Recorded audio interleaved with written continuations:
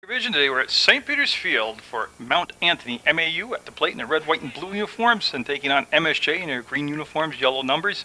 Will Champagne getting the start today on the mound. Chris Reedy's the catcher, and I'll do the rest of the defense for you. But first, let me tell you, Jesse Crozier will be the first batter to face Champagne. He'll be followed by Dylan Parmenter, Corey Armstrong, and then the cleanup batter, Dan Krebs. These two teams have already met once down in Bennington. And it was a 5-inning mercy rule game. I believe it was 17-2 MSJ on the losing end of that game. And it's real easy to break it down. Fundamentals. Don't issue a lot of walks. And when the ball is put into play, you can't make errors. You got to be able to field the ball. And we won't even talk about the offensive end for MSJ. That'll be 2 balls, no strikes. Leadoff batter Crozier, we're scheduled for 7. I think Mother Nature's going to cooperate. We'll see about the mercy rule. We'll explain that. I'll explain that to you later on if that starts to look like it's going to come into play.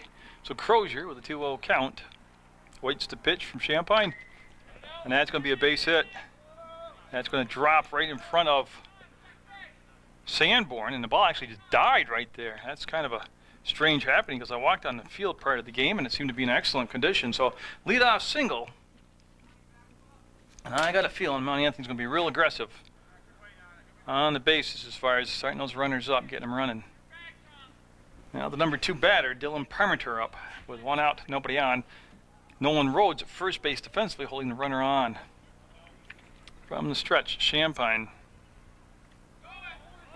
There goes the runner, and the throw down, and Garbatelli will stop the ball from going to the outfield. Now it'll be a stolen base. So Mount Anthony with nobody out and runner in scoring position now. And since I've already told you that first baseman is Nolan Rhodes, second baseman is Tom Garbatelli, I'll tell you John Bizon is at shortstop, Matt Messier is at third base. I'll get to the outfield on this next pitch. And that's going to be foul, ripped down by Coach's corner over there. See the gentleman on the bench over there. They're part of the lure here at St. Peter's Field. Got Ben Sexton in right field. Center fielder is Eric Ladebush. And an 8th grader from Christ the King, Matt Sanborn, playing left field.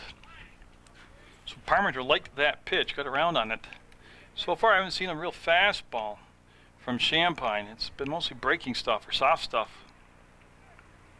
Like that right there. And that will miss for a ball. It's an overcast day. It's a good sky for the fielders.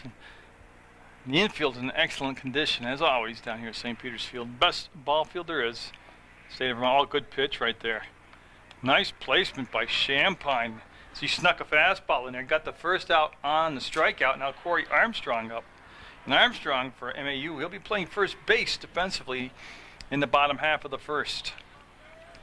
Good time to tell you right now, if you want to catch sports action at your convenience to fit your schedule, just go to the website at www.PEGTV.com, click video on demand, select which game you want, and so right there in your home or wherever you've got a laptop, maybe you're somewhere where they've got wireless signals, you can watch any sporting event you want right there on the internet. That base was stolen at third base, so Crozier has put himself in scoring position. Third base with less than 2 outs. There's 1 down. And right here, these are where good teams pick up that run. There's less than 2 outs and a runner at third. Armstrong. And you need the catcher-pitcher combination to be real tight right now. You don't want any wild pitches or pass balls and allow that runner to come home without the aid of a base hit. There's a tremendous gap in right center field right now. Actually, I can't believe the defensive alignment in the outfield, but they're definitely playing him to be a pull hitter, and that's going to be to Bizon through the hole, base hit, run will score. Sanborn will pick the ball up. He had a little trouble with it. He'll get it and hustle it in. That's going to be the second single of this inning. So those 2 stolen bases helped manufacture that run.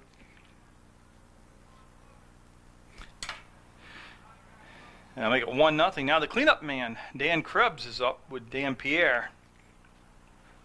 Now I assume, I couldn't read the handwriting that well in the visitor's scorebook. I think it said Pierre. I could have said Pierce. But if I'm wrong, believe me, I'll hear about it. So Krebs at the plate, runner at first. I'm sure he'll be taken out for second as soon as possible. There's the thrower to first, and the tag applied by Nolan Rhodes. The runner was safe. 1 out, 1-0. Mount Anthony top of the first. A lot of ones right there. And of course, besides the internet too, you can always just turn the TV on to channel 15 and watch sports the old-fashioned way. That's going to be Sexton, and he came in on the ball, and that was the end of it. As it goes by him, and they're going to wave him. No, they're going to hold him up at third. Yeah, and Sexton came in first several steps on that, and then of course he realized he had to make the adjustment too late, and the ball sailed over his head. But it will go in the book, and it's a double. And that put runners at second and third for Dan Pierre. Will Cole on deck. So Mount Anthony already up 1-0, looking to do more damage here in this first inning against Will Champagne, starting pitcher for MSJ.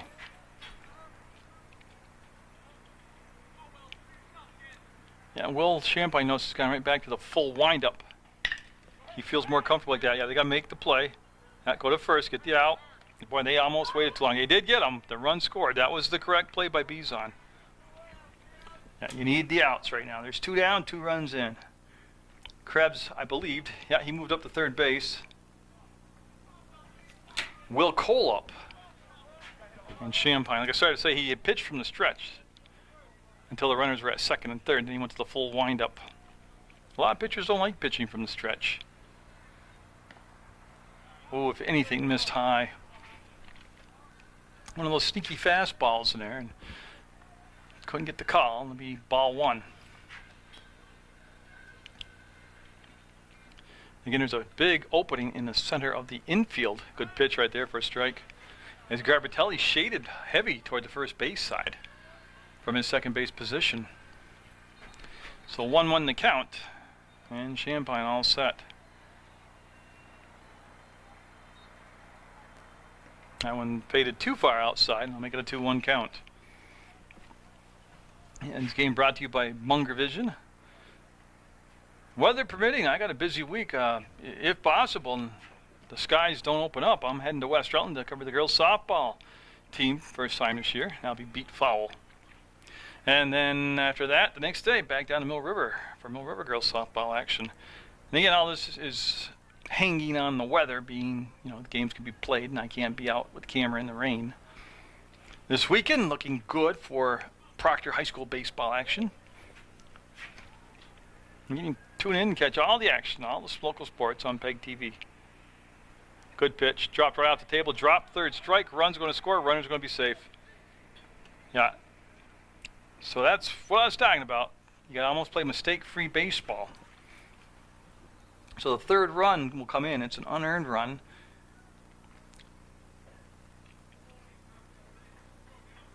And now Taylor Burke up, and he is the 7th batter to come to the plate in this first inning. So there are 2 strikeouts this inning by Champagne. He'll step off the rubber. Basically, that just means the pitcher just wasn't comfortable with the pitch called. He wasn't sure what he wanted to throw there, and he just stepped off the rubber, and the runner went back and tagged back up at first base. That's Cole over at first base. Not too far inside. I like that, though. The first time he's really come inside on a right-hander. Taylor Burke is the right fielder for Mount Anthony. Yeah, in a couple weeks, I'll have the Thunderbirds AAU women's basketball tournament.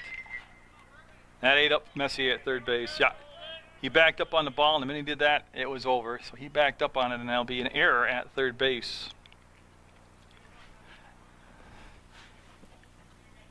First and second, couple errors this inning.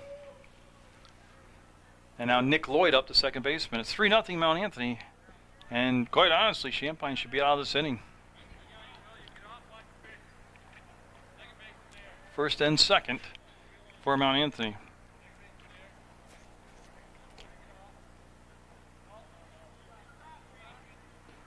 I was surprised, to be honest with you, when I saw the defensive alignment for MSJ. I'd seen Rhodes play third base for several years. No knock against Messier, he's fine. But they have Rhodes at first base defensively.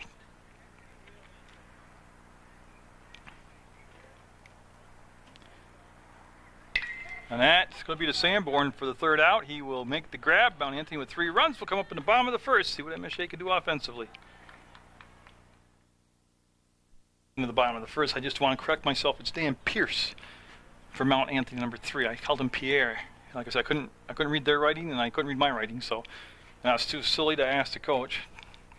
So I just asked Dan himself, and it's Pierce. This is Will Champagne up at the plate. He'll lead things off for MSJ. Didn't do a bad job at all pitching in the top half of that first. Defense is going to come around for him. Eric Ladderbush batting number 2, Chris Reedy batting 3rd, and Nolan Rhodes in the cleanup spot. And that breaking ball broke too soon, didn't reach the plate, and that's Eric Ware on the mound. Dylan Parmenter's the catcher. Corey Armstrong's at first base defensively. Nick Lloyd's at second. Jesse Crozier's at shortstop. Will Cole is at third base. It'll be ball outside. Dan Krebs is your left fielder. Dan Pierce is in center field. And Taylor Burke is the right fielder. That's MAU's defensive alignment. And a walk issued to Champagne. A lot of nibbling on that first sequence of pitches from Ware. A lot of junk ball stuff there. He nibbled around, and good discipline and good patience by Champagne. Now Ladderbush, the center fielder, up. They're playing deep at the corner. Ladderbush with a lot of speed, and see if they want to drop a bunt here and try to get the offense in gear. And I am surprised how deep Cole is playing at third base, but we'll see what unfolds here. He probably knows a lot more about it than I do. Sunshine coming out now. And that's a strike at the knee to even to count up at 1 ball, 1 strike. And they've done a little adjusting here at St. Peter's Field. They've moved the left field wall out to 415 feet. And boy, that outside corner was consistently called a strike in the top half of the first, and it continues to be so here in the bottom of the first. That's a pitcher's pitch right there. Here's the thrower, and Champagne with decent speed will be back easily at first base. As Ladderbush set from the right-hand side, will swing through that breaking ball over the top of it, and that'll be his at-bat as he'll go down on strikes. 1 out, 1 on, and they didn't move Champagne up on a steal attempt. Reedy now, Chris Reedy, the catcher. Big, powerful right-hand batter stepping in. Rhodes on deck. And Anthony getting 3 runs in the top of the first. A couple unearned. And a fastball up and inside, and it'll be called a strike. They don't even have the scoreboard lit up today at St. Peter's Field. That breaking ball didn't break. Reedy ducked down all the way. Nope, I mean, I don't know how many years I've done it, and that scoreboard just sitting out there limp. No lights in it, nobody running it. From the press box from behind home base. That's kind of sad. Need some volunteers or somebody in the athletic department. Get jump started down here. Make it look. You got a beautiful scoreboard, use it. You got a box built behind home base for that to be all PA'd up and scoreboard ran. Get some people in there. Let's do it. Make it look professional around here. Beautiful field like St. Peter's Field deserves that. You could see the throw to first and Champagne back safe.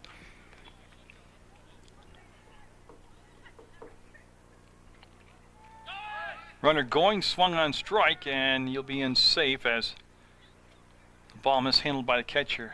I had to wait and make sure it wasn't foul tipped. It was not foul tipped. So 1 out, runner in scoring position, and 2 strikes on Reedy.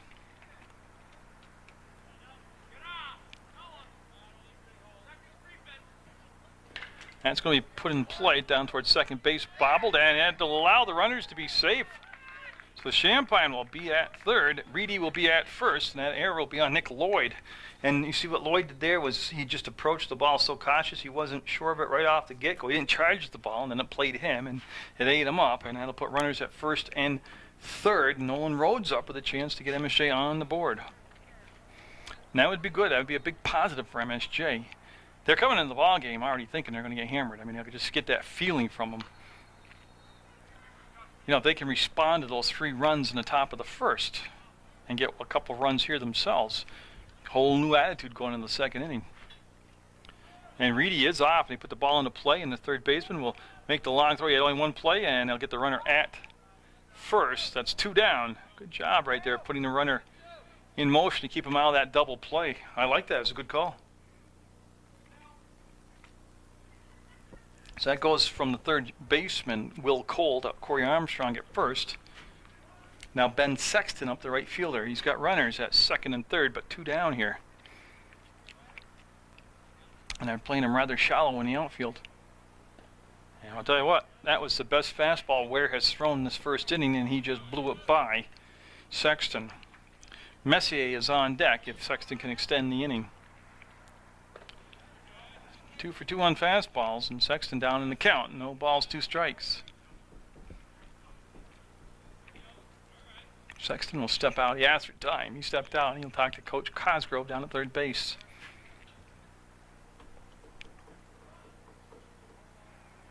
Got him on 3 pitches. That'll end the threat. And it'll stay 3-0 Mount Anthony going into the second inning of play on Munger Vision.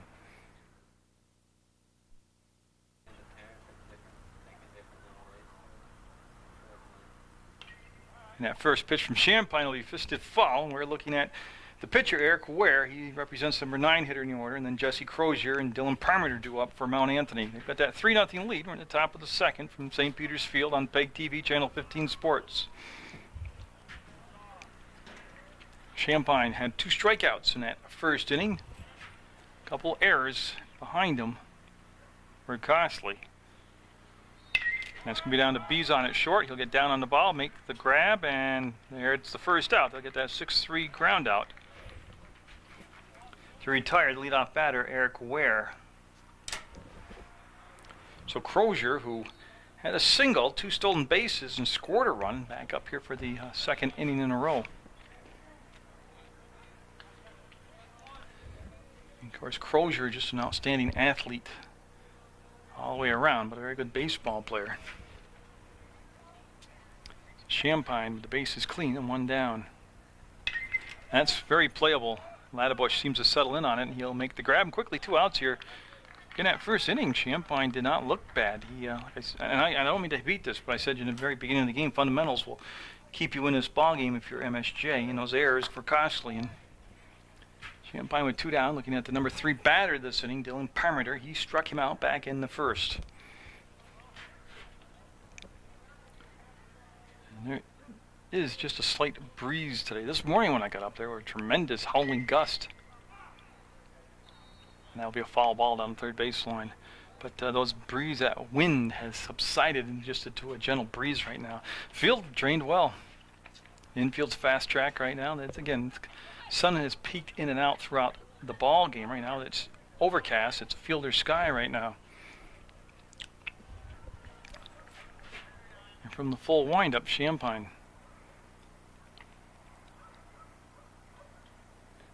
Brought that one in below the knee for a ball. Good stop behind the plate by Reedy, and that is important, even with nobody on base. Keep the rhythm of the pitcher going so you don't have to go chase all the balls down and have them stand out there for a while. And the batter will step out, ask for time, and now we'll get set for the pitch. Have the Loyalty Day Parade coming up on May 3rd, downtown Rutland. Sam Grusso's the MC. And that'll be a foul ball. And if for some reason you can't make the parade live, you can watch it tape delayed on Channel 15, and you can also go to the website, PEGTV.com, click Video On Demand, click the parade, and watch it right there on the internet. Champagne looking for a 1-2-3 second inning. Tried the big breaking ball, and it didn't really snap for him. It hung up there and came in high and inside for a ball. Corey Armstrong is the on-deck batter for Mount Anthony. Champagne's had a sneaky fastball. He's placed it in the sequence. And that's going to be playable. Sexton says he's got it, and he does, and that is a good inning right there by the Mounties. They'll retire Mount Anthony with no more runs being added to the board. For Matt Messier, Matt Sanborn, and John Bizon, the 3 due up. Face Eric Ware. He left runners at second and third, didn't allow him to score, and that will be right there for a strike. Good pitch by Ware.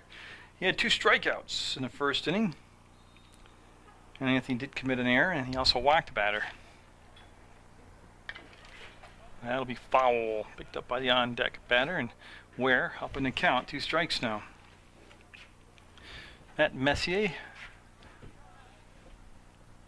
played football during the fall. Was a hockey player this winter. Now here he is on the baseball diamond for MSJ. I'd like to say hi to his mother, Melissa. My late wife and I used to babysit her. Literally, I mean, that's how old I am. Yeah. And it's going to be down to shortstop. It'll be played on the one hop, they'll flick over, and they will just get him. Kind of a casual play, but they'll make it count, as that was Crozier over there making the grab for the first out from 6-3 ground out, and he flipped it over to the first baseman, Corey Armstrong. Now Matt Sanborn up. Like I said, he's an 8th grader at Christ the King, playing varsity baseball action. So Sanborn batting from the left side with Bizon on deck, and if they can get to the bottom, the number 9 batter, they will have Garbitelli, the second baseman, up there as the umpire. Not sure what the break any action was, but the umpire went over down the third baseline and had a chat with somebody behind the fence, and looks like we're good to go now. So Sanborn is ready, and Eric Ware, the pitcher, big righty out there, and they're trying to bunt the ball, and it'll be bunted foul, pop up actually. Lucky it wasn't caught down the third baseline. And the strikeout victims were Laddebush and Sexton. And Sexton's strikeout is what ended the inning and left the runners at second and third. So Ware got the big strikeout when he needed it. That's popped straight up in the air, and now put him down in the count 0-2. Now it'll be interesting to see. It's not automatic like it used to be, where they would just take the bunt off with the 2 strikes, because obviously if you foul a bunt attempt off with 2 strikes, you're gone. But the trend lately has been kind of push the envelope, leave it on. Well, he'll get tied up with the curveball and go down on strikes. Well, it was tough because he'd been put in the hole with the 2 bunt attempts, and he fouled them off. So now John Bizon up with 2 down and nobody on. We're in the second inning, scheduled for 7. Mount Anthony in the field defensively, up by 3 runs at 3-0. Oh, what a good breaking ball. I mean, I think you could pick up the motion on that pitch from my angle here in center field, but that was an awful good pitch. And Garbitelli on deck. Surprised to see Bizon this far down in the order, batting number 8. All around fantastic athlete Bizon is. And chopping wood on that one, and it'll be a swinging strike. So Ware trying to answer his counterpart's 1-2-3 inning with his own 1-2-3 inning here. Looking for his 4th strikeout. He'll have it, and that'll end the second inning, and we'll go to the top of the third with Mount Anthony up 3-0. Corey Armstrong at the plate for Mount Anthony, and Champagne set to go to work here in the third. Can't induce a swing on the low pitch, will be called a ball. Armstrong had a single, an RBI, and scored a run in that first inning. Busy young man in that first inning. Dan Krebs on deck, and then Dan Pierce to follow him. From St. Petersfield on Munger Vision. Varsity baseball action. They'll miss 2-0. Now, the last inning, Will Champagne enjoyed a 1-2-3 inning through a minimal amount of pitches and was very effective. Good defense behind them. They made the plays. The ball was hit to them, and they made the play.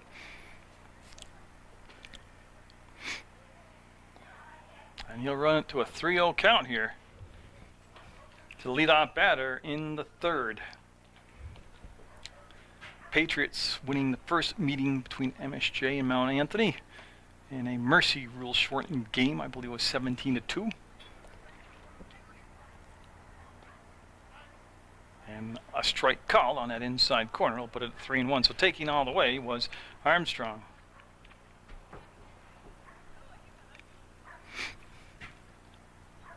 Champagne very deliberate between pitches. Like he's got a little checklist in his head on each part of his motion, and he's right there with a strike. So he's brought it back to a full count after being down 3 balls, no strikes.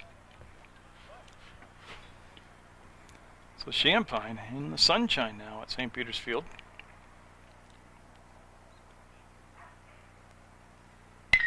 Gets it up the middle and just past the outstretched glove of Bizon, the shortstop. So a solid shot.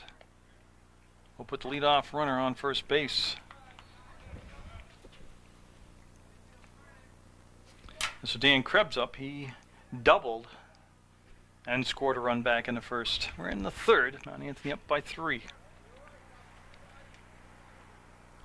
And when they did have runners on in that first inning, they were very, very aggressive, taking the bases. And well, I don't think you'll see that change here. So from the stretch, Champagne checks the runner back to first. Rhodes holding the runner on defensively, and he is off and going.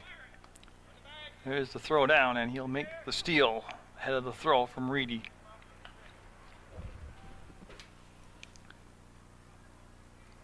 So yet another stolen base for Mount Anthony.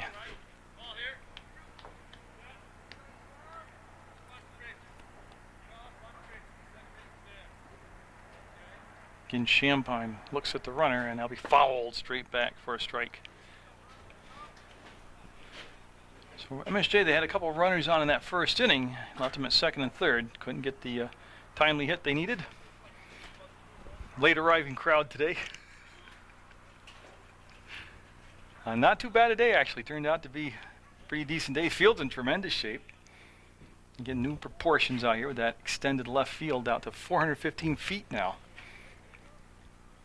Haven't seen anybody quite test it yet today. It's Champagne down by 3 runs. A couple of those runs were unearned and hasn't actually pitched that bad. Walked to the leadoff batter. That's Armstrong at second. He stole second base. And Krebs at the plate. And Sanborn, the left fielder. You have Ladebush in center and Sexton in right. And there's that big gap in right center field. That's will be fouled down the third baseline. You see Messier react to it and then let it go as it goes foul.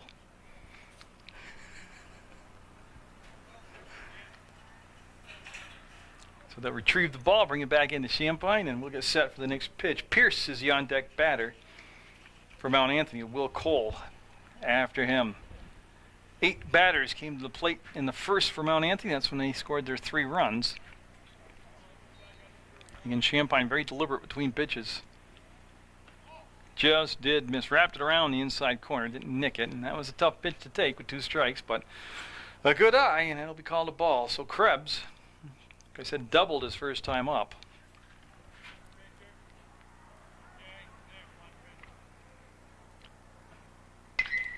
And I'll tell you what, that was going to be the Ladebush, and he'll leap up, make the grab, get the ball quickly into Bizon, and it'll hold the runner at second base.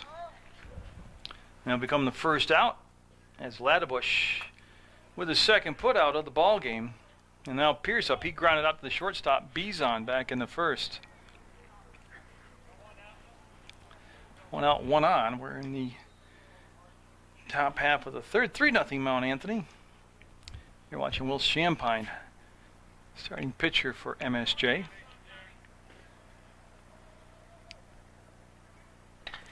And it's going to be down to third. Messier with the play, the long throw, and got him.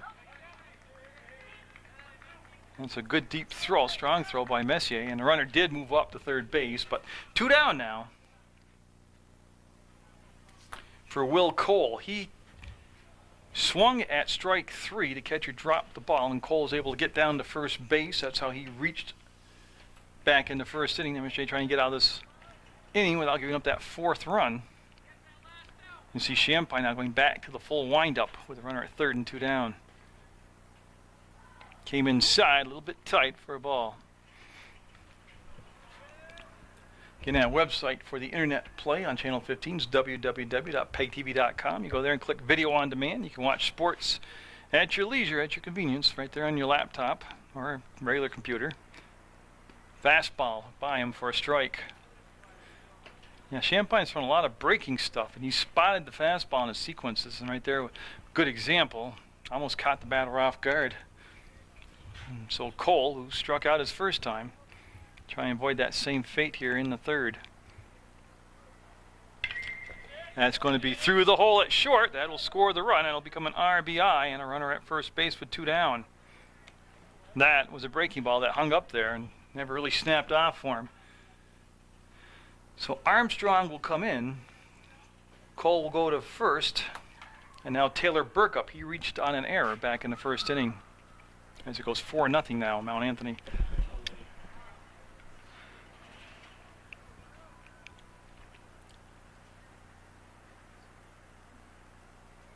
As Reedy sets the target. And it'll be just nibbled foul down the third baseline. Strike 1 on the foul ball. Get an upcoming broadcast. Brattleboro coming to town Saturday to take on MSJ in an afternoon game. And the weather looks like a go, so we'll have the Brattleboro MSJ baseball game. I don't have my schedule in front of me, I just thought one off the top of my head, but there'll be more varsity baseball action from St. Peter's Field coming to you. Runner off and going, and he's going to make it as the ball mishandled on the catch. And they'll have their second stolen base of the inning as Colin's up down at second base.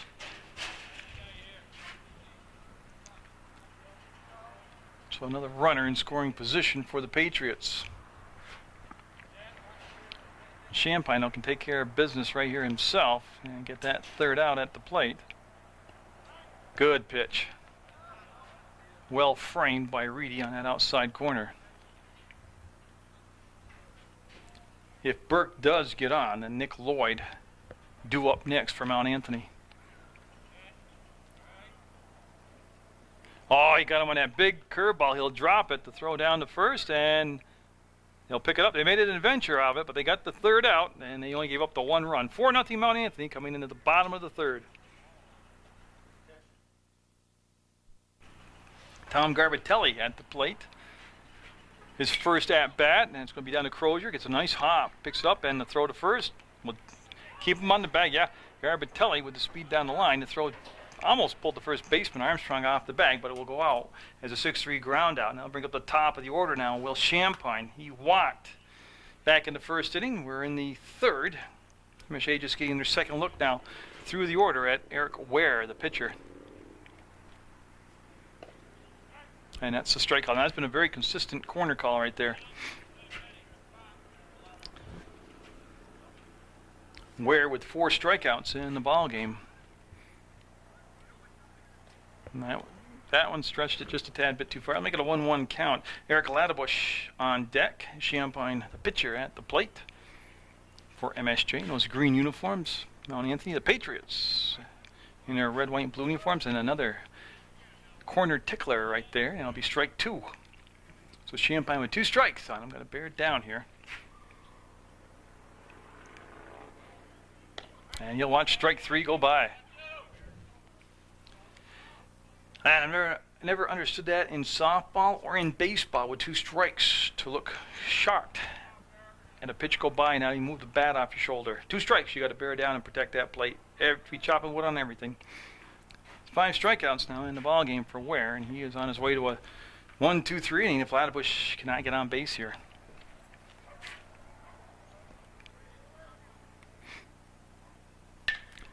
And that could be in play. They'll give it the run, and nope, it'll fall between a couple Mount Anthony fielders as Armstrong gave it a good chase from first base, but it will be just a foul ball strike after all is said and done.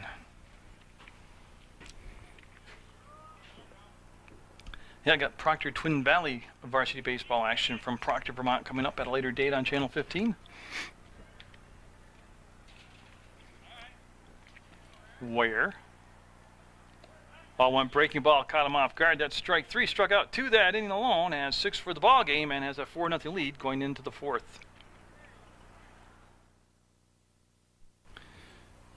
Nick Lloyd, Eric Ware, and Jesse Crozier, the 3 due up for Mount Anthony, as they're at the 8, 9, and top of the order hitters in the lineup, and we're in the top of the 4th, scheduled for 7, 4-0 Mount Anthony. Champagne again on the mound, has not pitched bad at all for MSJ. Patriots with 3 runs in the first, shutout in the second, and then 1 run in the third.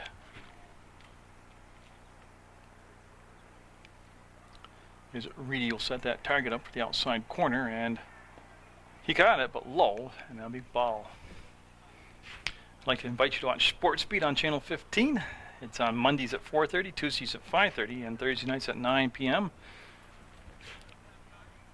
And you never know what you're going to get. Sometimes it is about sports. Other times it can be about community event. And Laddebush makes the grab with the sun. I see the shadow behind him. The sun's off. Yeah, but Sports Beat's my show. It's been on for 371 episodes. It's been on since November of 1995.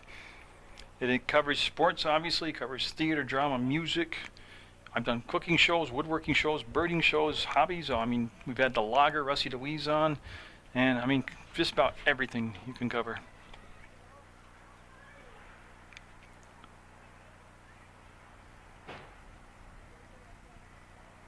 That came in high. That was the fastball to Eric Ware, who grounded out to Beazon at shortstop in his only plate appearance, and that took place back in the second inning.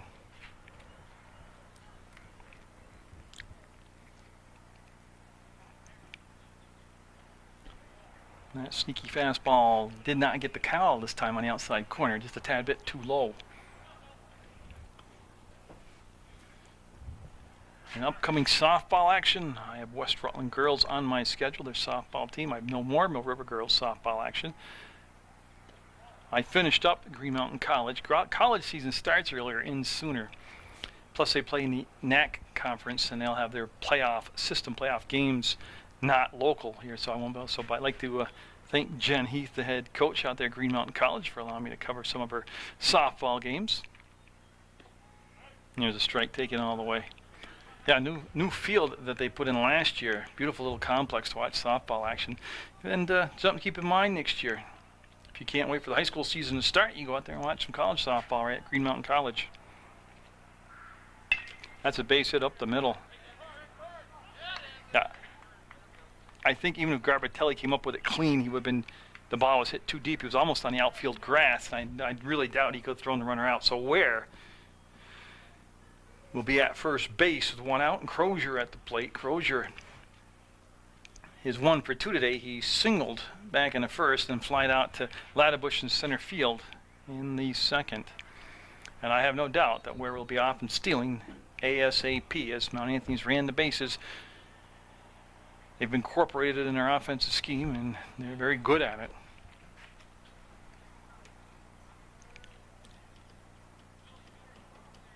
So back from the stretch, we'll go Champagne. So they'll get set to do it again.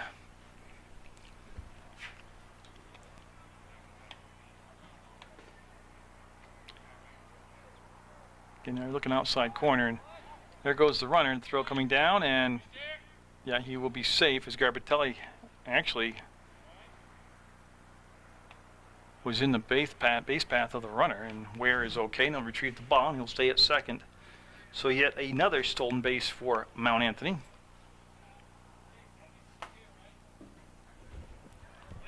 Of course, MSJ down by 4 in the fourth. You really got to kind of start minimizing, even if it's just single runs per inning. They got to really stop that. They're running out of innings here, and their offense not looking too sharp right now.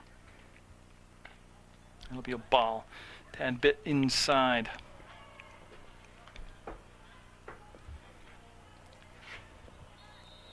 And I already mentioned it, but it's really worth mentioning again. The Loyalty Day Parade, May 3rd. Downtown Rutland, Sam Grusso is the MC. Great parade. There are a lot of fire trucks, a lot of, the clowns, the Shriners, the unicyclists, but this year it's all about the troops. And actually, the Vermont Brigade will be deployed, I think they said within 2 weeks or about 2 weeks after the parade, to the Middle East. So even more significant meeting here this year. And I invite you to get out there. It's on Sunday starting at 2 o'clock in the afternoon, and it's just fun to be there. And it helps the community out. So yeah, get down there and watch the Loyalty Day Parade, May 3rd, and then you can rewatch it, a tape delayed on Channel 15. And that was inside. There's no doubt about it. That was a ball. So Crozier will be on base for the second time today. Now Dylan Parmenter up. He's 0 for 2. He has struck out and flied out to Sexton in right field.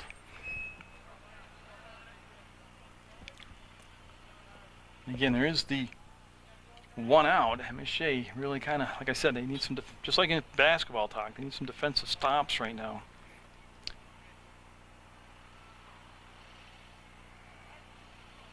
And I call a strike on the inside corner. Yeah, they need a shutout inning. Now Anthony up by 4 in the fourth.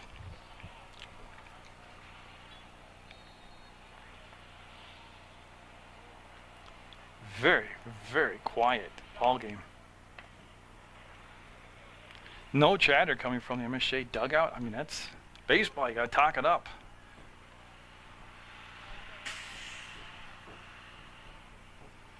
And about an average crowd for an MSJ high school baseball game. That's on the line, and Ladbush coming in, taking on the one hop, and they're going to hold the runner up. He's going to throw through, and it'll be cut off by the pitcher, Champagne. So we got the bases juiced now for Mount Anthony on a sharp single up the middle. That means, well, that's a bad thing. If you're MSJ, bases are loaded. The good news is you got to force out at any base, and it increases the combinations of a way to come up with a double play in the inning. Armstrong up. He's had 2 singles, and he scored 2 runs. And I believe he has an RBI. Yes, he's got an RBI also. Well, the table's set for a big inning. Bases loaded, 1 down. Oh, that's deep. Looking good for the catch. They're going to at least get the 1 run. You see Ladbush time it to get his weight going forward on the thrust of the throw, and they will score the 1 run. So nice job by Ladbush tracking the ball and trying to get his momentum behind the throw.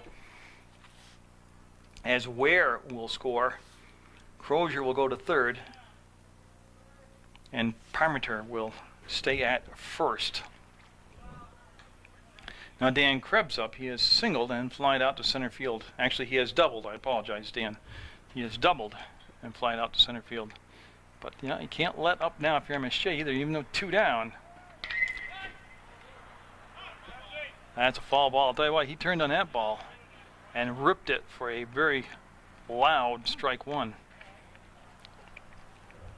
No, I mean, best case scenario, you get out of this inning with just the 1 run scored if you're MSJ. And Pierce is the on-deck batter for Mount Anthony. So Krebs, who bats in the cleanup spot, swings a big bat. He's set for the pitch from Champagne. And that looks to be playable in center field. Oh, they're going to call it off. It'll be Sexton making the grab. That'll end the inning. They'll get just the 1. So a nice job by the Mounties as they trail 5-0 now going into the bottom of the 4th. So Eric Ware throwing a no-hitter through 3 innings for Mount Anthony. He issued a leadoff walk to start the ball game off to Will Champagne. Well, MSJ's offensive end of the ball game. And then Chris Reedy, who's at the plate, reached on an error committed by the second baseman, Nick Lloyd. Those were the only 2 base runners to reach base for MSJ, as the last 2 innings, in the second and third inning, MSJ was retired in order, 1-2-3, 1-2-3. There's been 6 strikeouts, 1 walk, 1 error issued by Mount Anthony. And Reedy, Rhodes, and Sexton do up here as MSJ in the bottom of the 4th, down by 5.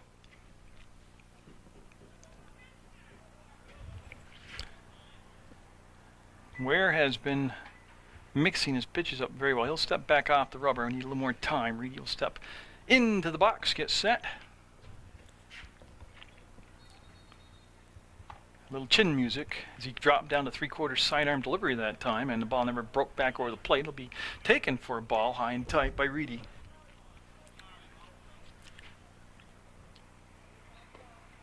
And that will be low, too low. Caught the plate, but too low, and it'll be a ball. Reedy was stranded at second base at the end of that 1st inning. Yeah, that was right there. That outside corner again getting the called strike. You're watching Munger Vision on PEGTV, Channel 15, public access television. That's the center field, and Pierce settling in underneath it, and that's Pierce's first opportunity for a putout, and he will get it, and it'll be the first out of the 4th inning for MSJ. As you know, I've got to go back. That's 1, 2, 3, 4, 5, 6, 7, 8. That's 9 batters retired in a row now. 9 in a row retired by Ware. As Rhodes up, he grounded out to the 3rd baseman, Will Cole. His only time up, and the umpire wants to do house cleaning, so get down there and brush off that plate.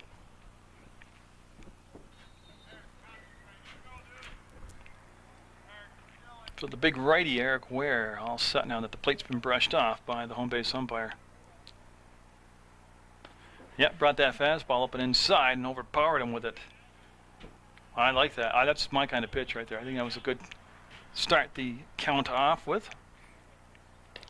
Look at that. See, that's what I was talking about mixing up his pitches. He was just high and inside, jammed the batter, and this time he went back low and outside to that outside corner, got the strike called. 0-2 very quickly to Rhodes. And that was quick.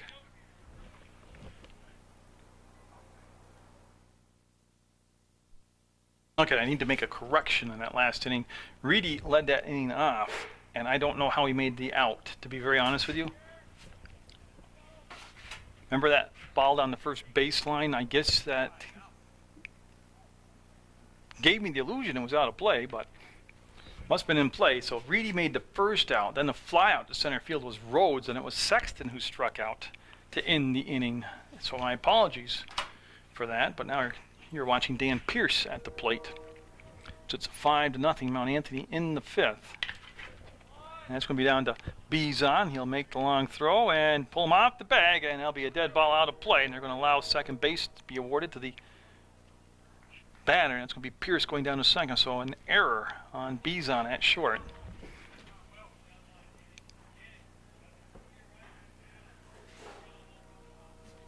Now Will Cole up.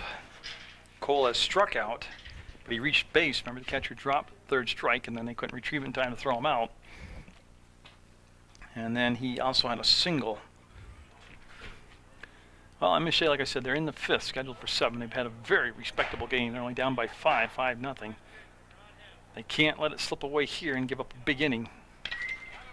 That's going to be past Messier into left field, and they're going to send the runner, and he'll easily score.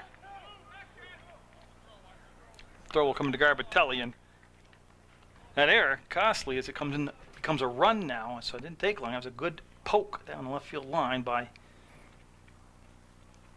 Will Cole. Now Taylor Burke up. He's reached on an error twice today. No, I want to correct myself. He reached on error once today. Struck out his last at bat. And the base runner off and going. Swung on and missed, and he'll be safe on yet another steal as Cole ends up at second base with nobody out in the fifth. Mount Anthony with 3 runs in the first, 1 in the third, 1 in the fourth. Champagne doing a very decent job on the mound for MSJ.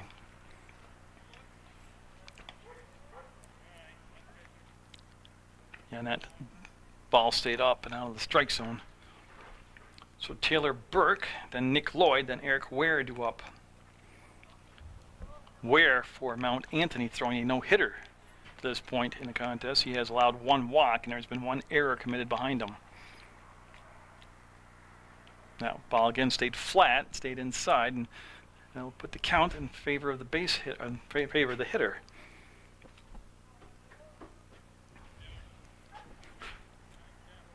At second base, Cole with a very big lead.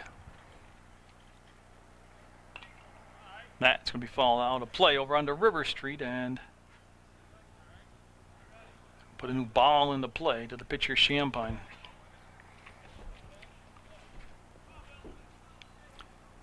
So again, it's been a very quiet ball game. Mount Anthony's kind of talked up a little bit from the dugout, but MSJ's been silent over there. They're not using the scoreboard, which they don't have any music playing between innings. You know, it almost seemed like if there's not enough volunteers to do that stuff, because I know Nicole Densmore, my niece, used to do the PA announcing and the scoreboard, but sign a student, a couple students that job, that task. Give it the atmosphere like it used to have.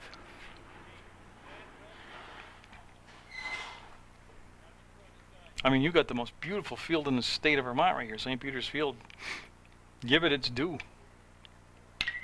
That's Talatabush, and he's going to, again, take a few steps back and squeeze it for the out. He'll get it into cutoff to Bizon, and nice job right there by Eric Latabush.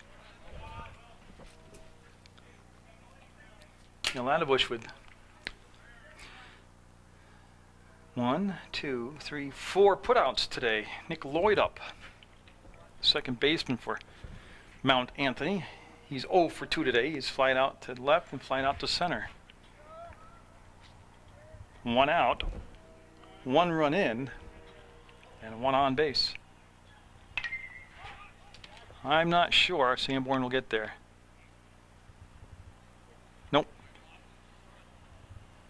So he'll pick up the foul ball and bring it back into play. They toss the ball around. He'll scoop it up and give it back to Champagne now. The fourth batter this inning, Lloyd, with the pitcher Eric Ware on deck. Mount Anthony scored at least one run in every inning except the second when they were shut out. They went down 1-2-3 in the second.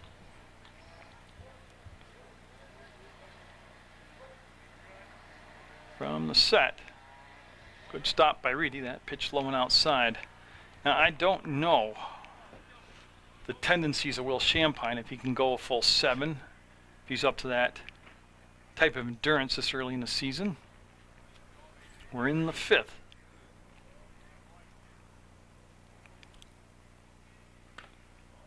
And I don't really know who else. I mean, I did do a scrimmage game this spring here for MSJ against Proctor. I don't know who else would be available for pitching innings right now if he doesn't go the length of the ball game, the full length of the ball game, whether it's 5, 6, or 7 innings. As again, his pitch staying high the last couple times for balls.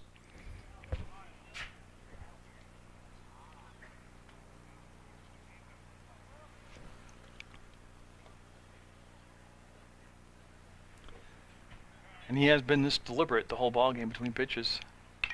Well, he helped him out there. That was going to be a ball, and he went inside and jacked it foul. So they'll toss out a new baseball to Champagne, and he'll get set to get things going. I know it seems a tad bit far off, early June, but have the Crawley Road Race coming up. That run from Proctor to Rutland. A great event. They have the downtown Children's Mile, and then, of course, the race itself for the adults starts simultaneously with the children's race. The starting point is down by the park in Proctor. And it's a cool event. You should really, if you've never witnessed it, you should get out and witness it firsthand. So that's the Crawley Road Race coming up in early June. Another great local event here in the Rutland County area. So a good battle here with Champagne. And Lloyd will win that. He'll get walked down to first. So runners at first and second with 1 out. Eric Ware up. His last time up in the 4th, he had an infield single. He eventually came around to score a run that inning. Prior to that, he had grounded out to Bizon, the shortstop. And this will bring a visit to the mound from Coach Cosgrove.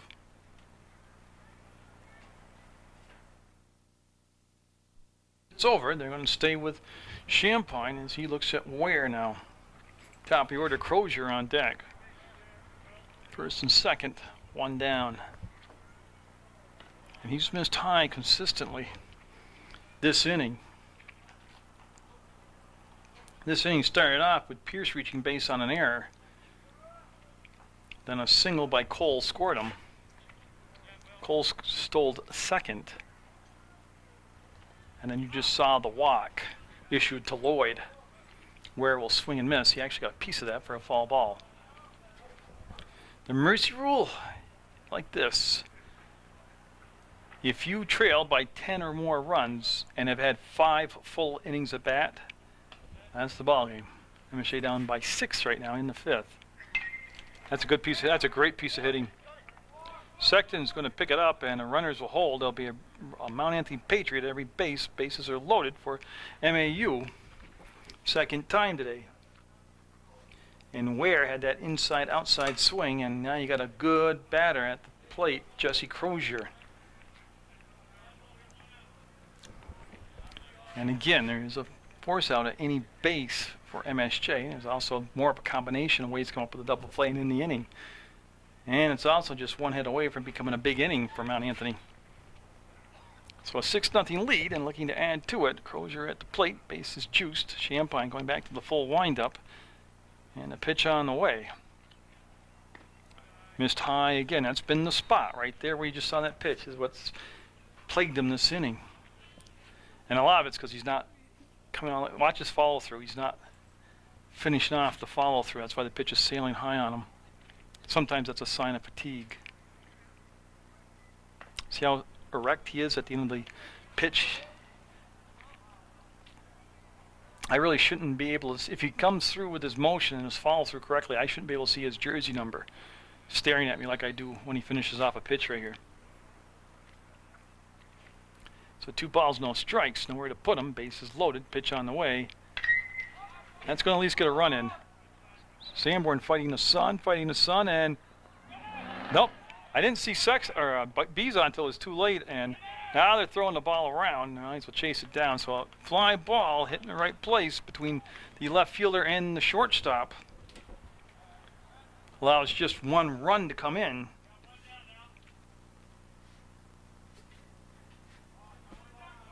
And Parmenter up. Yeah, that's too bad. That was a very harmless looking hit.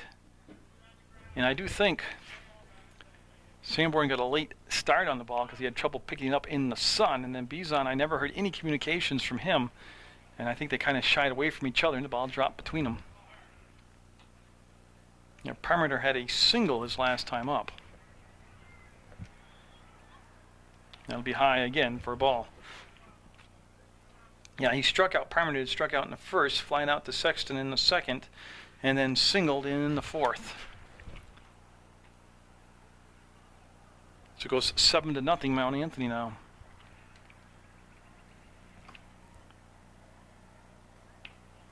And that went around the plate, but didn't nick the corner, and it'll be a ball.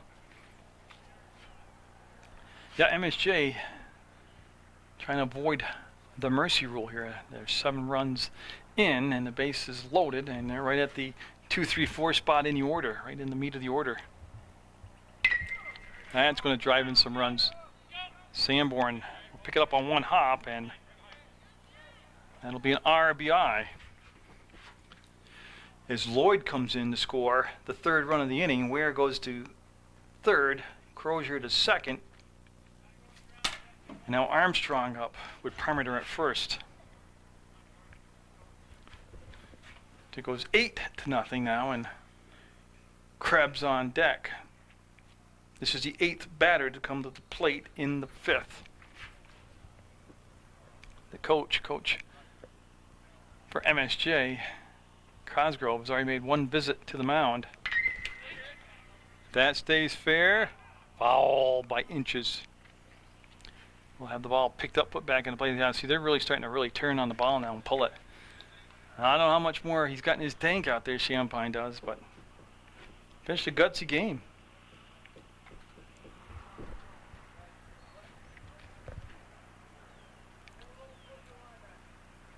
Yeah, they want to push Sanborn now, the left fielder, more toward that 3rd baseline. And you know, Champagne going from the full windup.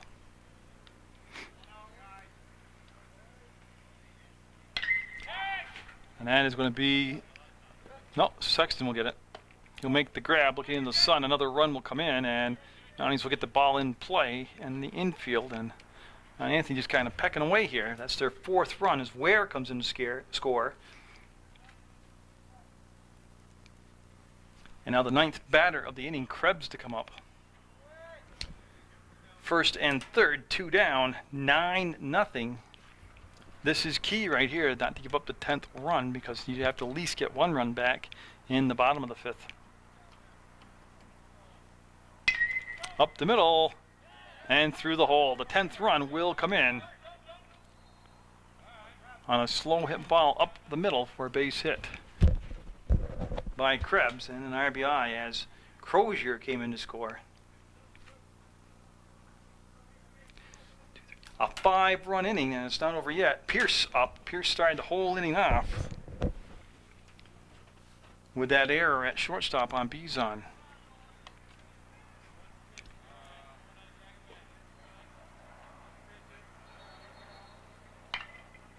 That'll be out of play. So 1st and 2nd base with Parmenter at 2nd, Krebs at 1st, Pierce at the plate. A 5-run 5th has put this game in jeopardy of going to 7 innings now.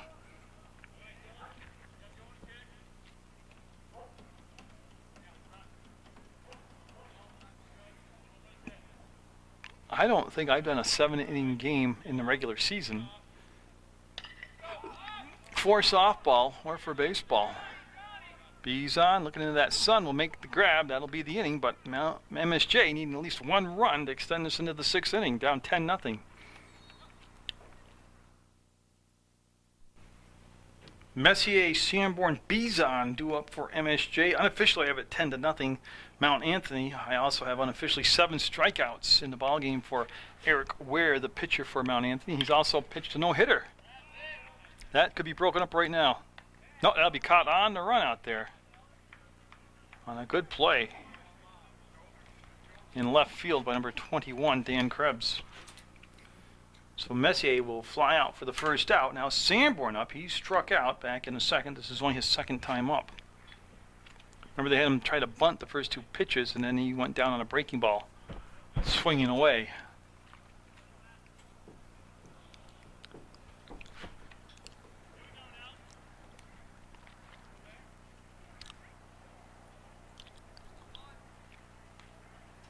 That's now 12 in a row retired by Ware. MSJ with just 2 base runners in the ballgame. The very first batter for MSJ walked. That's a foul ball strike on an check swing. And Chris Reedy was the 3rd batter of the ballgame for MSJ. He reached on an error committed by the 2nd baseman, Nick Lloyd. And from that point in the ballgame on, MSJ has gone down in order.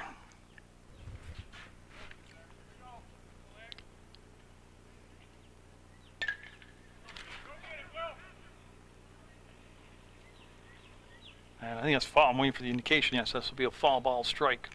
So yeah, if I have it as MSJ not getting run this inning, that would be the ball game. 5 innings. The mercy rule would be called, and that would be a 5-inning no-hitter for Ware, if that's the way this game unfolds.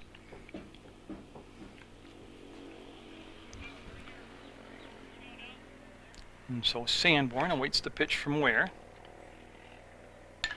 That's going to come back to Ware, and he'll misplay it, and it's going to be a tough play. Yeah, I got him a save. Oh, they punch him out. I don't think he got the benefit of the home cooking right there. It looked like he had beat the throw down to first base, but that'll be the 13th batter retired in a row now. And Bizon unofficially represents the last chance for MSJ. He had struck out in the 2nd. That was his only plate appearance. So Bizon looking down at 3rd base to Coach Cosgrove.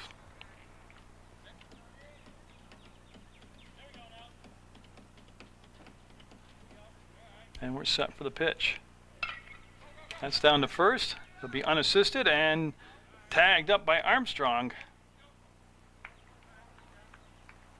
And I'm waiting to see. Like I said, I'm unofficial, so I could have my count wrong.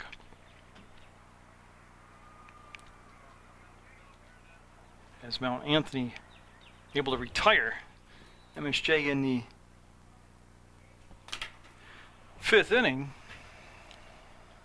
And I'll swing it over to the home base umpire. There he is. He's talking to Coach Cosgrove. And well, MSJ coming out to the field. I like that. I could take some more baseball. So it looks like we're going to have another inning of baseball. And Sexton's new pitcher to start the 6th inning off. He's going to be looking at Will Cole, Taylor Burke, Nick Lloyd, scheduled up here for Mount Anthony. Actually, they have a change, and I couldn't hear the umpire, so we have a pinch hitter, and I'll just have to wait and see if I can see the number on the back of his jersey. As Sexton's first pitch.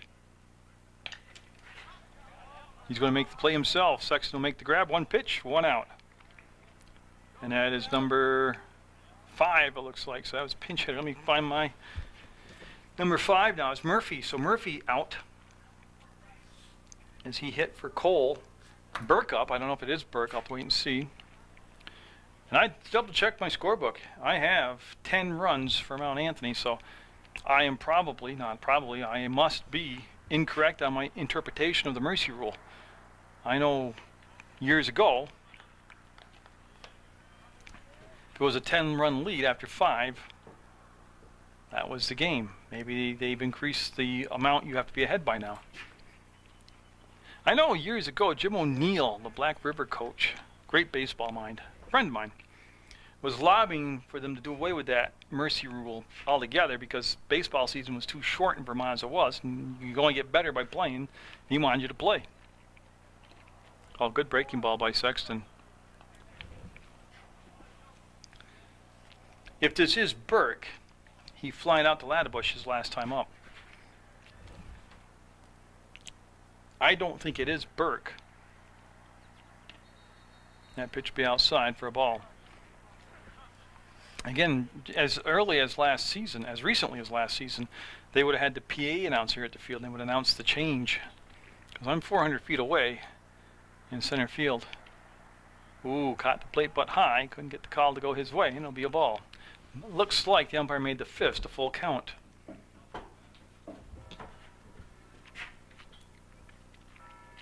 We're in 6. 10-0 Mount Anthony.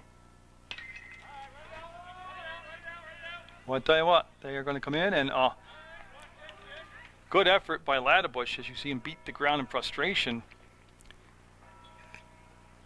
That's a lot of territory for him to cover. That could have been shortstop ball.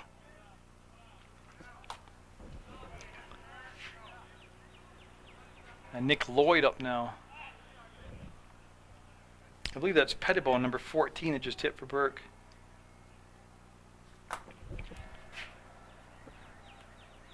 So Mount Anthony's gone to back-to-back pinch hitters. And this does look like Lloyd. So 1 out, 1 on in the 6th, top of the 6th to be exact. And that'll be a ball. See Sexton turn it over, but it will be a ball. And the pitcher Eric Ware due up next. I'll have to go back and count. I think he's retired 13 in a row, Ware has. And you see him have to duck out of the way of that pitch.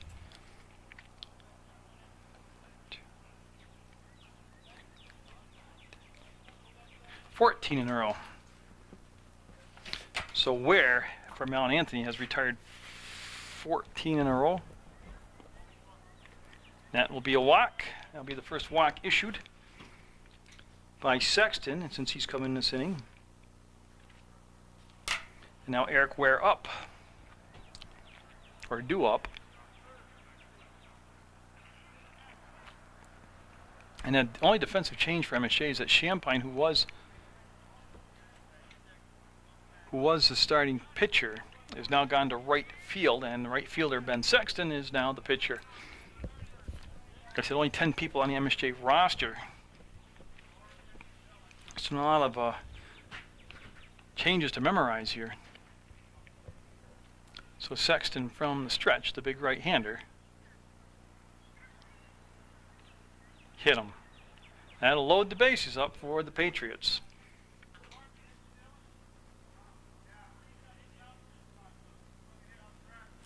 And now, back to the top of the order, Crozier.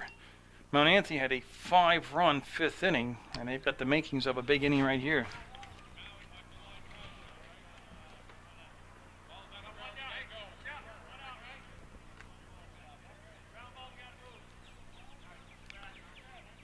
The umpire wanted him to move a bat that's in play.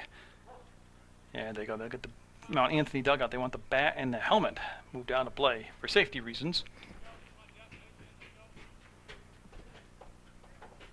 So Crozier all set now to get his first look at Sexton as the pitcher. And that'll be past Reedy to the backstop, and he just realizes it now, and the runner does not try to come home, and Reedy will chase it down, and Sexton down in the count. 1 ball, no strikes.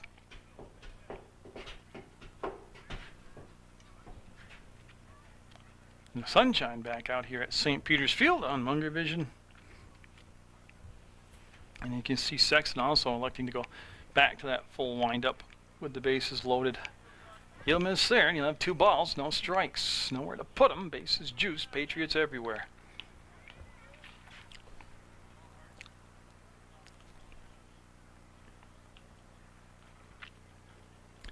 Got him swinging on that inside pitch and missing it. Ball didn't get that far away from Reedy. No damage done. It goes to 2 balls, 1 strike.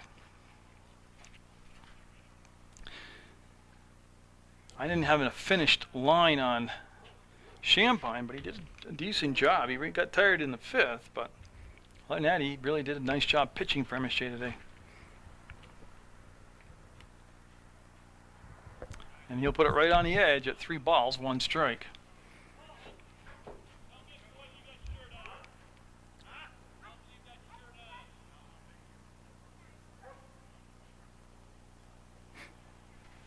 So we're set now with a 3-1 count. Sexton into the windup, the pitch on the way, and this could be a double play. No, it's going to be a base hit. Long way for the outfielder to come in. He's going to throw through Ladderbush, and he'll cut it off at the mound as 2 runs will come in.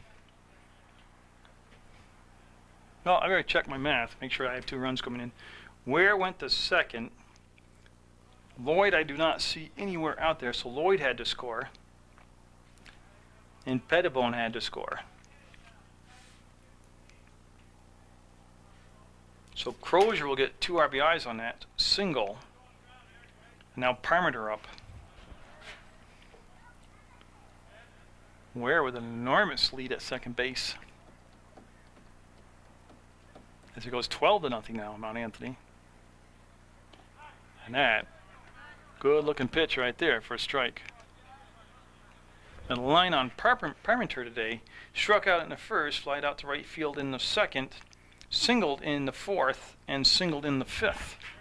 So as the day got going along for him, he got better and better and better. He went down low to get that pitch, and that'll be a foul ball. He's the catcher today for Mount Anthony.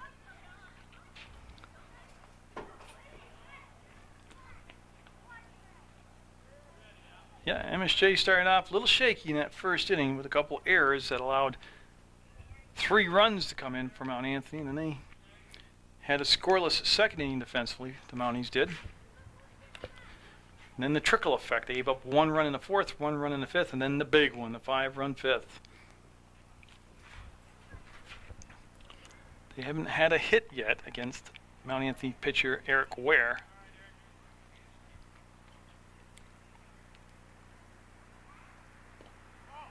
Wow. That was a ball. If anything, it had to be low because they've been giving that corner up to both pitchers, all the pitchers today, on a very consistent basis. That time he couldn't get it. As the 6th batter of this inning at the plate against the new pitcher Sexton. To me, it looked like the same pitch. This time it was called a strike. So 2 down now. That's Sexton's 1st strikeout of the ball game. They'll bring up Corey Armstrong. He's got 2 singles today, and he's flying out twice. Once to center and once to right field. So he's 2 for 4 today. Looks like a pinch hitter. I'll have to wait again. I can't see the back of his jersey to see the number, but 2 outs, 2 on, 2 runs in, 12-0 Mount Anthony, and that's going to be strike 1. Little cut action on the fastball from Sexton. Faded down and away from the right-handed hitter.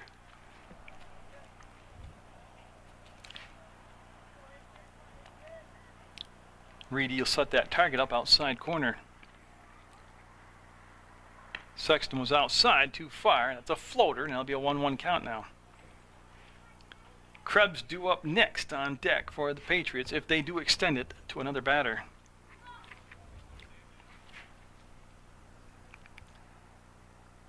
Long look, Sexton set, swinging strike. Looking for back-to-back strikeouts to end the inning and get out of this jam with only the 2 runs scoring.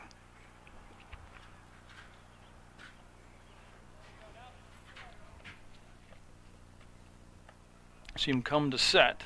Pitch on the way. Oh. Just missed. 2-2 the count. By a hair.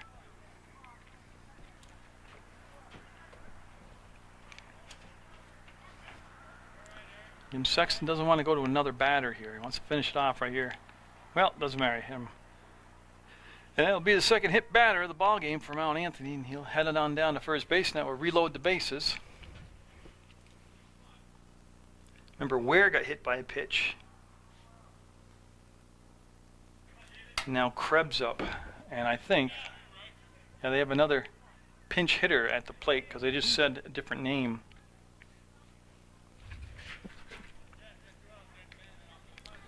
And so Mount Anthony on the edge of another big inning. They've already got 2 runs in. Bases are loaded now, but there are 2 down. And that runner at first base is Creedy, so he was a pinch hitter. I can see his jersey number now, so he was a pinch hitter for Armstrong.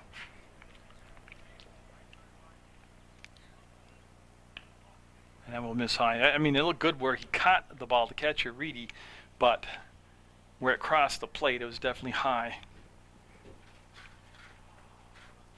Yeah, I don't think in his 5 innings of work, I'm going back over the book right now, that Champagne hit a batter.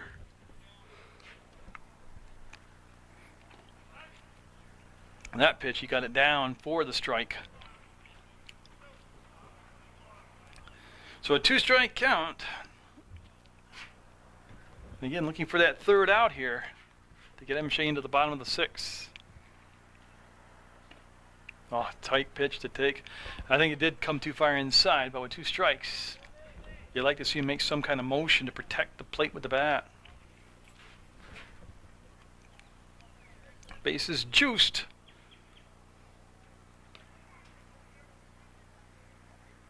And everything came to a halt. Nobody made a move. Ball was all pitch in the dirt, kicked off the shin guard of the catcher up to the 3rd baseline, and that's got to be a full count now, I believe. Yeah, I miss that scoreboard not being in use. Here's my invitation to you. If you're watching the game and you want to run the scoreboard and do the PA announcement, you're invited. Come on down and do it. How's that? You have my permission. That's popped up and playable, and somebody's got to talk. Sexton will make the grab. They'll get 2. They'll strand 3. And it'll be 12-0 Mount Anthony going into the bottom of the 6th.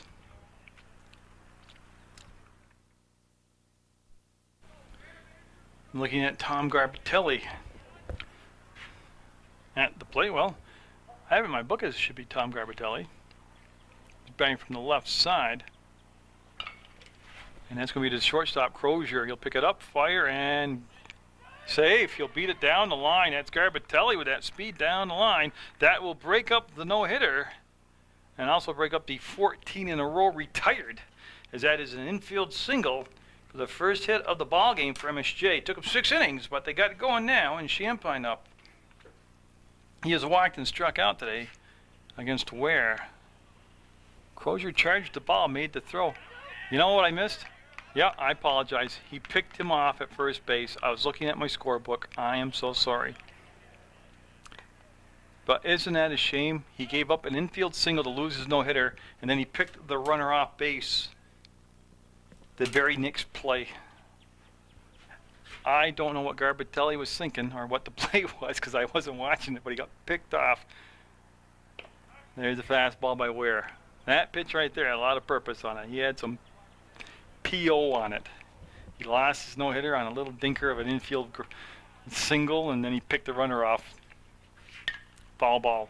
And again, I was looking down at my book because I keep the book, run the camera, do the commentary. I'm a multitasker. Talented at none. So Champagne will fall that off.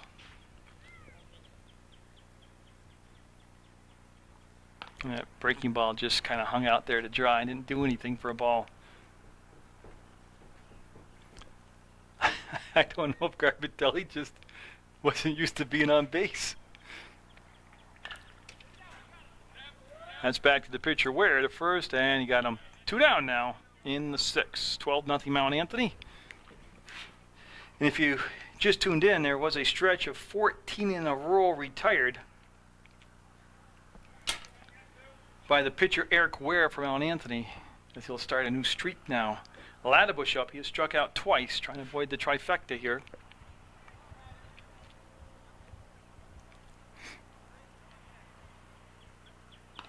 Oh, and Ware got some help there on that high heater and got Ladderbush climbing the ladder, swinging at it. Actually waved at it for a strike. Reedy on deck for MSJ. And that's right there for strike 2. Not a lot of guessing there, just two fastballs back to back, and looking for the quick finish here in the 6th. That's going to be down to second base. They'll flip it over, and boy, an adventurous play at first. And who was that threw the ball? Nick Lloyd is not at second base anymore. So that will prolong the inning on that error. I'm going to flip my book around and find out who number 4 is. Shepley in there, so that'll be an E4. And Laddebush on base. See if he. I'm watching him now, so I don't want to get picked off, and I'm not watching. As Reedy had his catcher's shin guards on us, they're waiting for Reedy to take the shin guards off. So MSJ with 2 base runners in the 6th. One got picked off on the game's first base hit for MSJ. Or after he got the game's first hit for MSJ, he got picked off. Then that error there by Shepley. And now Reedy up with Rhodes on deck.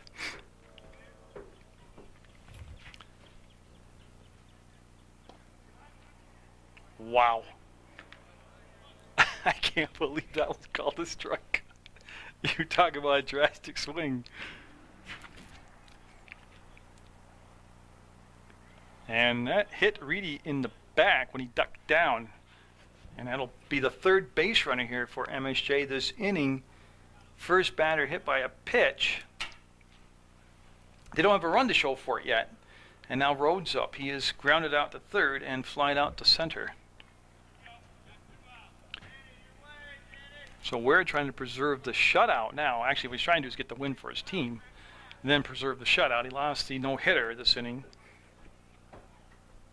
Like I said, he started off the ball game by walking Champagne, striking out Laddebush. Then Reedy reached on an error, and from that point on, he retired 14 in a row until the infield base hit by Garbatelli.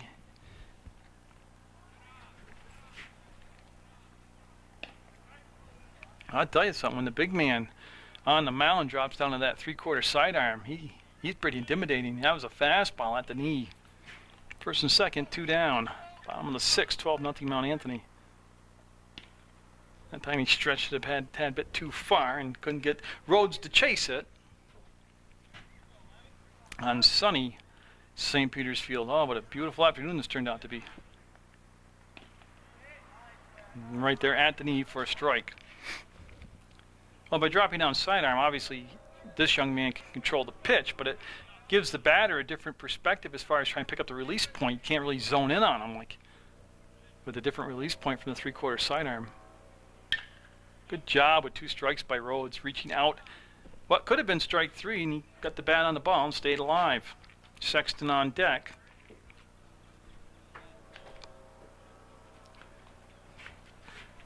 Reedy at first. Laddebush at second for the Mounties. Rhodes at the plate.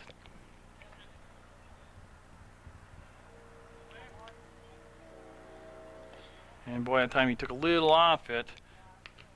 Again, that was a breaking ball that started right at the batter and then broke out over the first base side of the plate. That wasn't thrown to be a strike. That was thrown to make the batter go fishing after it and be out of the strike zone. Oh, Rhodes, can't believe it. And that inside corner grew big that inning. He'll strike him out to end the inning. 12-0 Mount Anthony. So into the 7th we go. Looking at Dan Pierce, center fielder for Mount Anthony, unless it's a pinch hitter. And Sexton back on the mound for his 2nd inning of work. He came on in relief of Champagne. He came out in the 6th inning. Champagne went 5 full innings. That one floats outside for a ball. I think it stayed high too. So 1-1 to count. We'll have to wait and see for Mount Anthony's Pierce, and then Murphy batted the last time. That's going to be a swinging strike on that breaking ball. Yeah, it was Cole due up next, but then Murphy batted for him as a pinch hitter.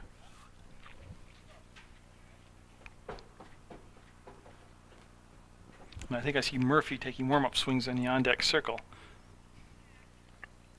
2-2 the count. That one gets by Reedy, goes all the way to the backstop, and now Reedy will get the ball, retrieve it, throw it back into Ben Sexton. Sexton hit a couple batters in that 6th inning. He also struck out a batter. He also had 2 putouts on fly balls from the pitcher's position.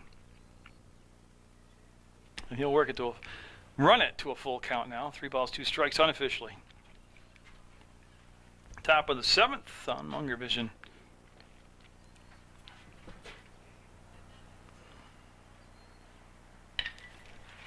And that looks to be playable. Ladebush calling for it. Covered a lot of ground and made the grab. So Ladebush has had a big day defensively for MSJ. He's had a lot of putouts from his center field position.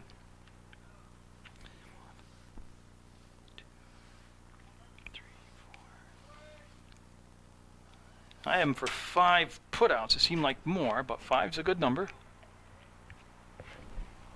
Now Murphy up.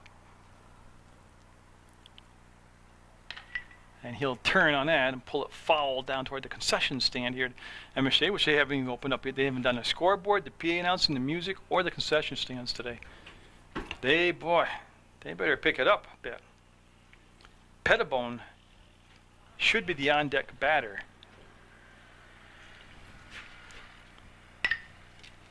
That could be trouble, and turning Garbitelli will track it, make the grab. So Garbitelli, nice play off the infield with a catch on the edge of the outfield grass. That's 2 out now for Sexton and MSJ.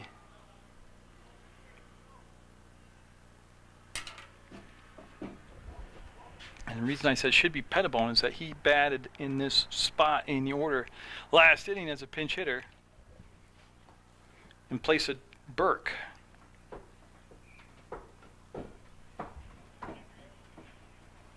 That one obviously a ball.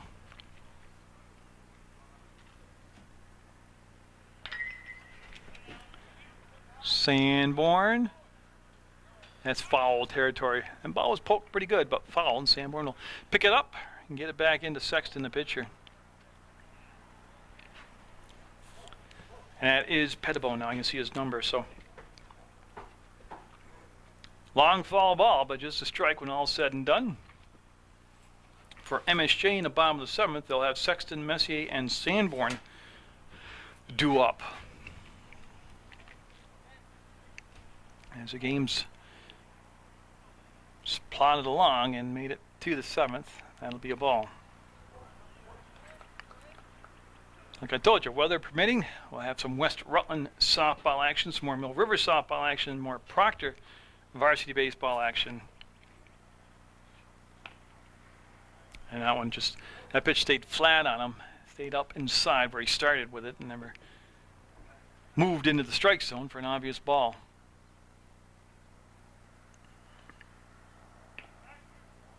He'll get that one. That was almost like throwing a dart, the way he threw that pitch, and it'll be a strike.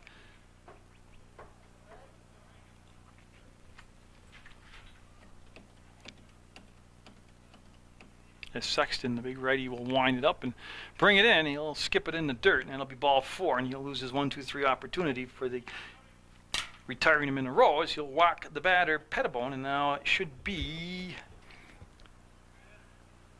I think it's Shepley, but I honestly can't tell you. This is Lloyd's spot, and Shepley took his spot. Defensively, no, I'm just assuming they're going to plug him in there as part of the batting order.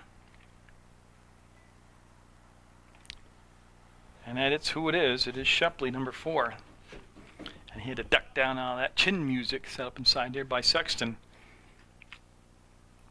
On deck is the pitcher Eric Ware. Threw a 1-hitter so far today. And 2-0 the count.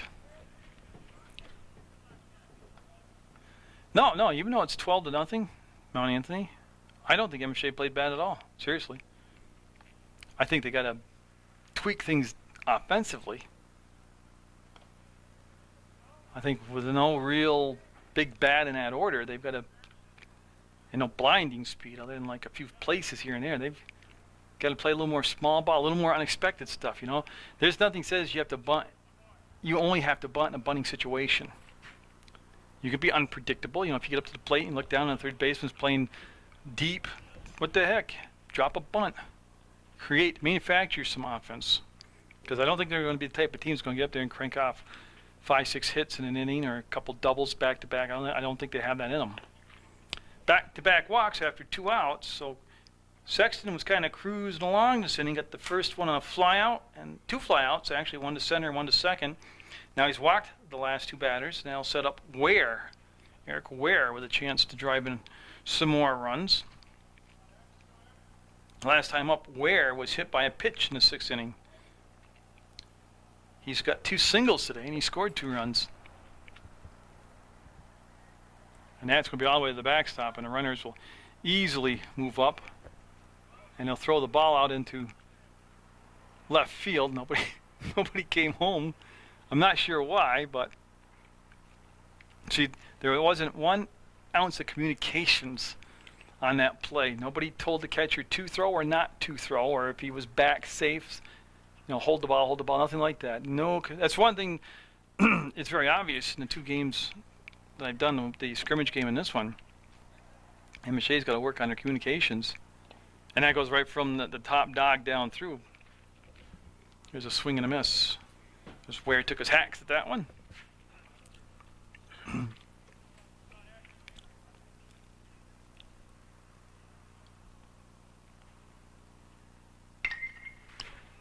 Out of play. Yeah, because remember that play, the catcher's back's to the play. He turned to chase down the ball. Somebody should be saying he's there, which means don't throw, or hold the ball or something. But they were fortunate. The ball ended up in short left field. Nobody came home on it, and it stayed 12-0.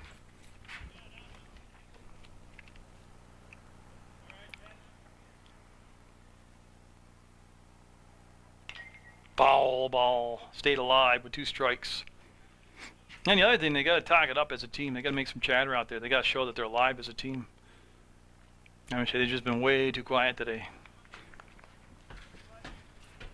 They need like a Dustin Pedroia out there or somebody.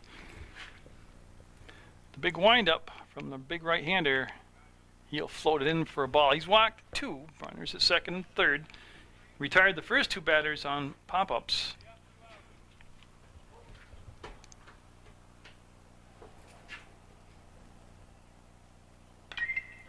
And that is definitely playable.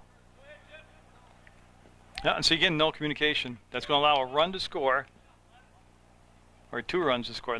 So that should never scored. That was just a pop-up in short left field, and that's got to be communicated. Because you can see Samporn hesitate, come in. Yeah, so 2 runs came in. That's 14 now to nothing. And Crozier, top of the order, should be up. That's 3 flying balls, almost identical spots today, that have all landed for base hits that should never have been base hits.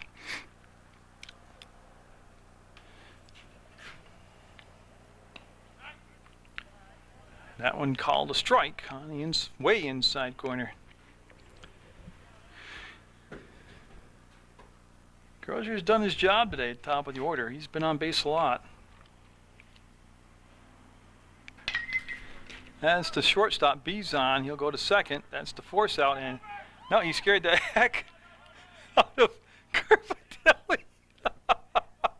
And that's a dead ball out of play. Carpatelli.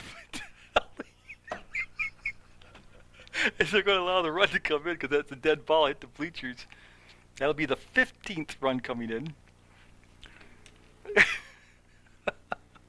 Sorry. Oh, I think it's a combination of things there.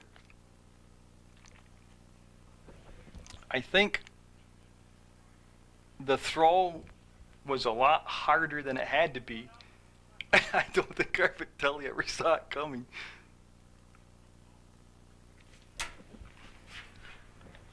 So I don't know what the mercy rule is because I have it as 15 runs now, 15-0. So I don't know if there is a mercy rule. So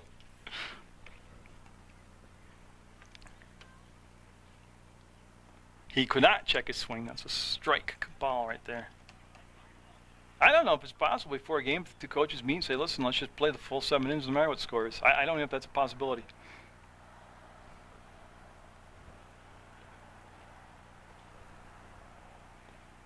And there's a strike.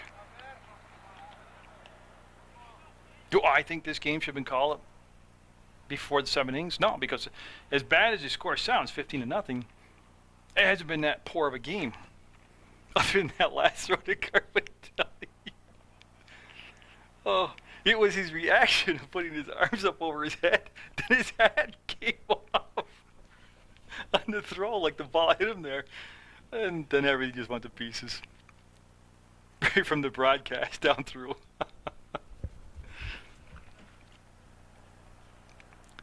So Sexton looking for that very elusive third out. That's out of play. Yeah, I mean, you got to remember way back in the beginning of this inning, he retired the first 2 batters, kind of like boom, boom. And so it's like 2 outs, nobody on, and we're thinking, yeah, this is going to go by. Oh, no. 1, 2, 3, 4, 5 batters later, 3 runs later, he's still out there looking for that third out.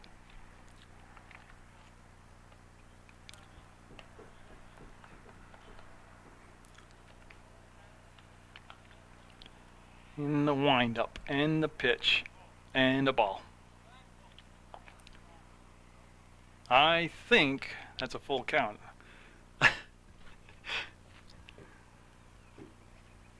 We'll see on this pitch, right? Easy enough to tell. Yeah, ball 4. That was a full count, so that will extend the inning to another batter. Creedy up for Armstrong. This is his second time up. His first time up, he appeared in the 6th inning as a pinch hitter and was hit by a pitch. So he was rudely welcomed to the game by Sexton. Yeah, it's a ball there. Runners at first and second. That last batter, too, was a pinch hitter, was Granger. And I can see his number. So Granger at first base, batting for Parmenter. Ooh, didn't get the call there. Called a ball.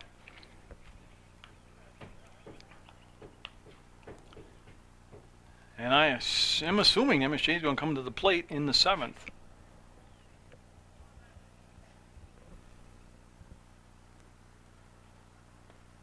That's if they get out of this top of the 7th to go to the bottom of the 7th.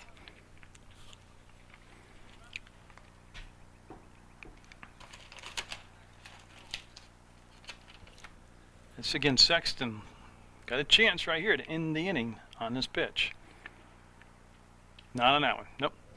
Good job by Reedy going out to chase the ball down and not let it quite get to the backstop. And he's got 2 strikes in the count as he's facing the 8th batter of the inning. All this damage taking place after there were 2 outs. And he'll walk the bases loaded now. Or that walk will load the bases is what I should say. Can't forget the error. So Krebs becomes the 9th batter of the inning. And we're going to have a meeting on the mound.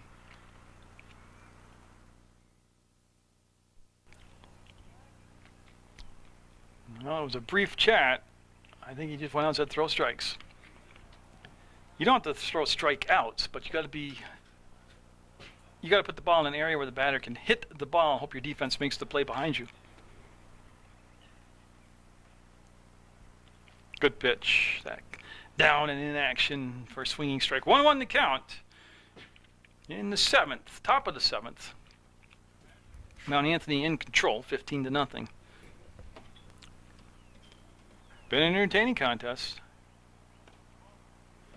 2 balls, 1 strikes, nowhere to put him, and he doesn't want to walk in a run.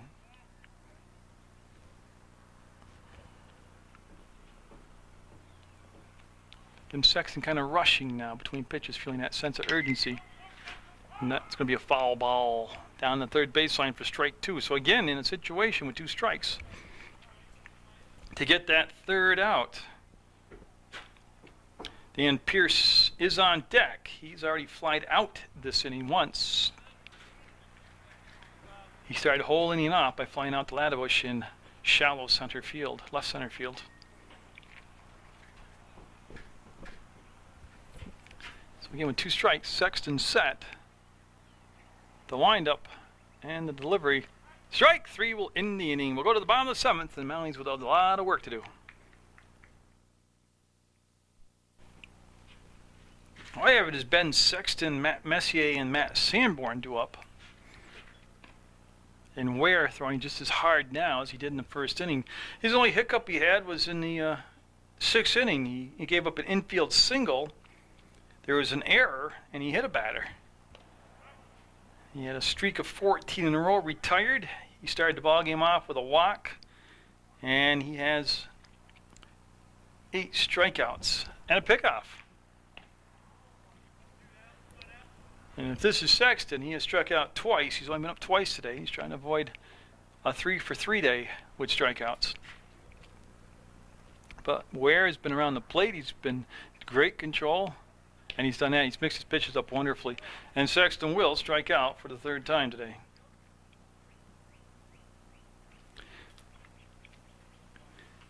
So if Ware retires Messier and Sanborn, he would have gone 7 innings and threw a 1-hitter. At the plate now is Matt Messier. He is grounded out to shortstop and then flied out to left field.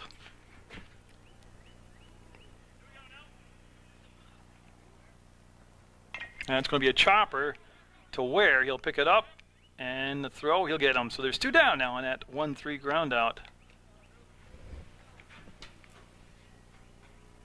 And this inning looked a lot like the 2nd, 3rd, 4th, and 5th inning when he had 1, 2, 3 innings in a row where he retired the batters 1, 2, 3. Now Matt Sanborn has struck out and grounded out to the pitcher. And what could be the final out of the contest. What a beautiful first pitch, breaking ball, sweeper of a curveball. As Sanborn stands in from that left side, he is set, and same pitch.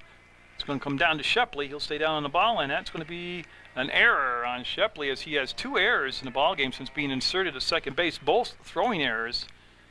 And so Sanborn at second base with 2 outs. So John Bizon getting a chance to bat here in the 7th for MSJ. Bizon struck out in the 2nd and grounded out to first base in the 5th. As they chased down that ball. Ware wanted that particular baseball back, and he has it. See Crozier, the shortstop corner, say a few words to his pitcher. So we'll go from the stretch. Strike 1. That was quite the fastball. Had a little rise to it. Like I said, Ware's been a good-looking pitcher today. Came back with the breaking ball and dropped off the table too soon, and we'll even the count up at 1 ball, 1 strike.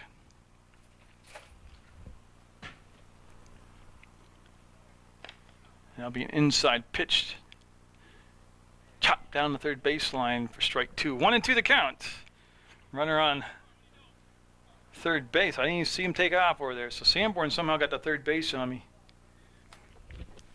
Sneaky little double. He got over there at 3rd base. Undetected.